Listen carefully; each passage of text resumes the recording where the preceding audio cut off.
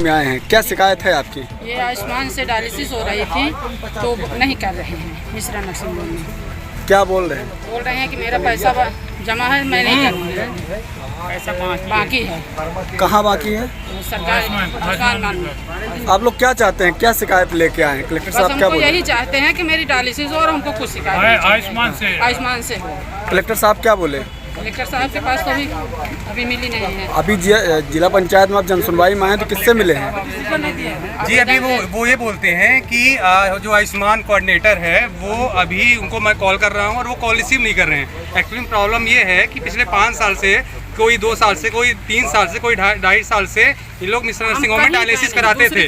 लेकिन अब दिक्कत क्या आ रही है कि इनका कहना है कि आयुष्मान डिपार्टमेंट से हॉस्पिटल को पैसा नहीं आ रहा है, जबकि यही दिक्कत आज से 4-5 महीने पहले हॉस्पिटल वालों ने किया था। तो कलेक्टर साहब बोले कि आप ऐसा नहीं कर सकते हो, क्योंकि आपने जब आयुष्मान का अप्रूवल लिया था उसमें आपने एग्रीमेंट किया था कि आप इलाज नहीं रोक सकते हो, बाकी पैसे आगे पीछे होते रहेंगे। तो हम लोग फिर से डायलिसिस स्टार्ट कर दिए थे। लेकिन अब क्या हो रहा है कि वही दिक्कत फिर उत्पन्न कर रहे हैं, बोले कि पैसा नहीं आ रहा है आयुष्मान से, इसलिए हम आपकी डायलिसिस नहीं कर पा रहे हैं। हमने आवेदन दिया जनसुनवाई में, तो उनका कहना है कि आप पहले तो बोलते हैं कि आप फाइल उन्होंने फाइल सबमिट कर दिया, अब बोलते हैं कि आप सरकारी जो दूसरे जिले के हैं वो नहीं करवा सकते हैं, या आपके जो आप सरकारी अस्पताल में करें। सरकारी अस्पताल में प्रॉब्लम ये है कि जो हेपेटाइटिस सी पेशेंट हैं उनकी डायलिसिस सरकारी हॉस्पिटल में नहीं होती है। इसलिए निवेदन है कि हमारे जो हम लोग कंसर्न है उसको ध्यान में रखते हुए जल्द से जल्द निराकरण किया जाए, क्योंकि डायलिसिस पेशेंट है, कोई नॉर्मल बुखार मलेरिया कोई नॉर्मल पेशेंट नहीं है, डायलिसिस पेशेंट है और इनकी डायलिसिस में देरी इनके जान तक बन सकती है। इसके जिम्मेदार कौन होगा ये मैं जानना चाहूँगा। आज कितने पेशेंट आए हैं? लगभग 10 से 15-17 पेशेंट हैं टोटल। तो मेरा यही है कि आप जो है तो इनमें जल्द से जल्द निराकरण किया जाए। तो आप किसी अन्य हॉस्पिटल के लिए भी आपने क्या देखा? जी अन्य हॉस्पिटल, जी हॉस्पिटल, सरकारी हॉस्पिटल में हम लोगों ने गए तो सरकारी हॉस्पिटल में कई चीज़ों की कमी है। नंबर 1, वहाँ हम लोग जितने पेशेंट हैं उतनी डायलिसिस वहाँ नहीं हो पाएगी, क्योंकि इतनी डायलिसिस मशीन वहाँ उपलब्ध नहीं है।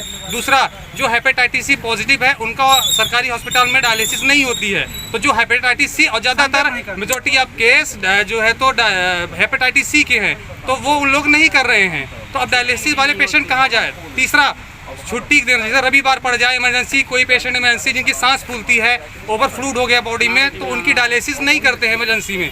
और ये जहाँ करा रहे थे मिश्रा सिंह में, ये फायदा था कि वहाँ छुट्टी के दिन भी डायलिसिस हो जाती थी। जिला चिकित्सालय के द्वारा जो है रेफर भी तो कराया जाता है, तो आपने रेफर क्यों नहीं लिया? मरीज की जान तो सुरक्षित होनी चाहिए ना? जी हम लोग ने रेफर के लिए बोले वहाँ, लेकिन कुछ पेशेंट ऐसे हैं कि आर्थिक स्थिति कमजोर है, वो नहीं जा पा रहे हैं और उनको आना, एक दिन की डायलिसिस तो होती नहीं, हर दूसरे तीसरे दिन एक दिन कुछ को अल्टरनेट करके डायलिसिस होती है।